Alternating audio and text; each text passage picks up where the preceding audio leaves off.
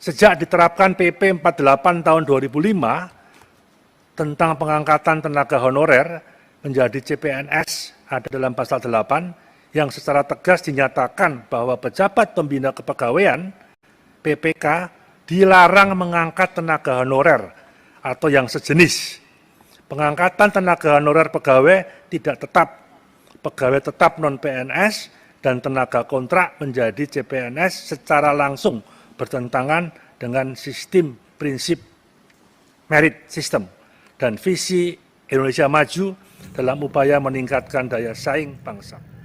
Menpan RB Cahyokumolo menolak usulan pengangkatan pegawai honorer, pegawai tidak tetap, pegawai tetap non-PNS, serta tenaga kontrak untuk diangkat langsung menjadi PNS. Agar lebih jelas, pastikan untuk menonton video ini sampai habis. Namun sebelumnya, pastikan teman-teman sudah menekan tombol subscribe dan lonceng notifikasinya agar teman-teman selalu mendapatkan informasi terbaru dan terupdate.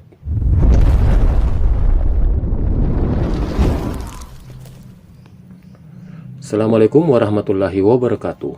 Menpan RB Cahyokumolo menolak usulan pengangkatan pegawai honorer, pegawai tidak tetap, pegawai tetap non-PNS, serta tenaga kontrak untuk diangkat langsung menjadi PNS. Menurutnya, kebijakan tersebut bertentangan dengan prinsip sistem merit dan visi Indonesia Maju dalam upaya meningkatkan daya saing bangsa. Kebijakan itu dianggap tidak adil karena akan menutup peluang masyarakat yang ingin menjadi PNS. Di sela-sela rapat kerja dengan Komisi 2 DPR RI Senayan, Jakarta, Cahyokumolo juga mengatakan pengangkatan secara langsung itu menjadi tidak adil bagi putra-putri terbaik bangsa yang berkeinginan untuk bekerja di lingkungan instansi pemerintah, karena peluang mereka tertutup dengan dilakukan pengangkatan tenaga honorer tersebut. Pengangkatan secara langsung tersebut menjadi tidak adil bagi putra-putri terbaik bangsa yang berkeinginan untuk bekerja di lingkungan instansi pemerintah, karena peluang mereka tertutup dengan dilakukannya pengangkatan tenaga honorer tersebut. Cahyokumolo pun memberikan solusi, yaitu diberikan kesempatan kepada tenaga honorer yang memenuhi persyaratan untuk mengikuti tes CPNS sesuai dengan peraturan perundang-undangan. Adapun usulan kami terkait dengan penyelesaian tenaga honorer dengan tetap dalam koridor ketentuan peraturan perundang-undangan yang ada saat ini, yaitu perlu dilakukan upaya-upaya sebagai berikut. 1. Memberikan kesempatan bagi mereka yang memenuhi persyaratan untuk mengikuti tes CPNS sesuai dengan peraturan perundang-undangan yang ada.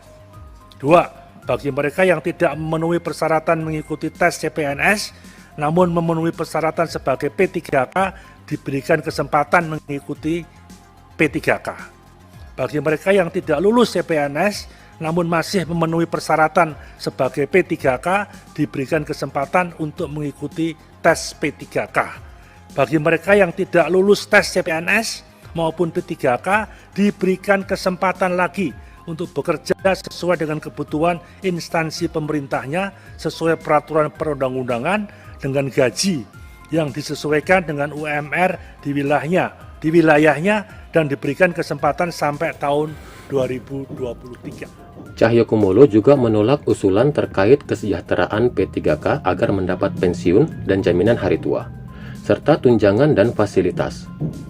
Menurutnya, penambahan substansi itu tidak perlu, mengingat pemerintah telah menerbitkan Peraturan Pemerintah Nomor 49 Tahun 2018 tentang manajemen PPPK. PP itu antara lain mengatur mekanisme pemberian tabungan hari tua dan fasilitas bagi PPPK. Kaitan dengan kesejahteraan pegawai pemerintah dengan perjanjian kerja P3K. Pengaturan pegawai pemerintah dengan perjanjian kerja P3K antara lain P3K mendapat pensiun dan jaminan hari tua serta tunjangan dan fasilitas.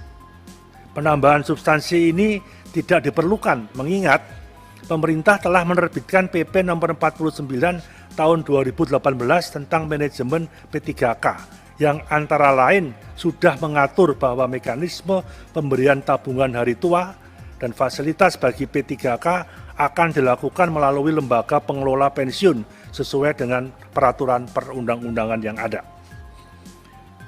Dalam kerangka Undang-Undang Nomor 5 Tahun 2014, khususnya terkait dengan pemberian jaminan pensiun, pemerintah akan melaksanakan reformasi sistem pensiun berdasarkan iuran pasti. Dalam rangka mengurangi beban fiskal, dengan sistem ini maka pegawai akan mendapatkan manfaat pensiun sesuai dengan iuran yang telah dibayarkan, beserta hasil pengembangannya, di mana masa kerja PNS memang dirancang untuk melayani sampai dengan batas usia pensiun, sedangkan P3K menjalankan tugasnya sesuai dengan masa perjanjian kerja. Manfaat jaminan purna kerja yang diberikan kepada P3K adalah jaminan hari tua, yang juga digunakan konsep iuran pasti, di mana pemerintah sebagai pemberi kerja maupun P3K sebagai pihak yang dipekerjakan memberikan kontribusi terhadap jaminan hari tua. Dengan demikian, penghargaan pemerintah kepada P3K maupun manfaat yang diterima P3K yang telah menyelesaikan perjanjian kerjanya sesuai dengan masa mengiur dan besarnya iuran, yaitu besaran akumulasi jaminan hari tua beserta hasil pengembangan yang ada. Manfaat jaminan hari tua tersebut dapat diatur sedemikian rupa, apakah diterima sekaligus, diterima dengan konsep anuitas, atau dikombinasikan, yang mana selanjutnya pengelolaan dan manfaat jaminan hari tua dan jaminan pensiun tersebut akan diatur melalui lembaga pengelola pensiun sesuai dengan peraturan perundang-undangan, di mana fasilitas P3K berupa peralatan kerja, ruang kerja, dan operasional kerja, serta fasilitas lain sesuai dengan jabatan yang didudukinya. Demikianlah informasi yang dapat saya bagikan, semoga bermanfaat. Assalamualaikum warahmatullahi wabarakatuh.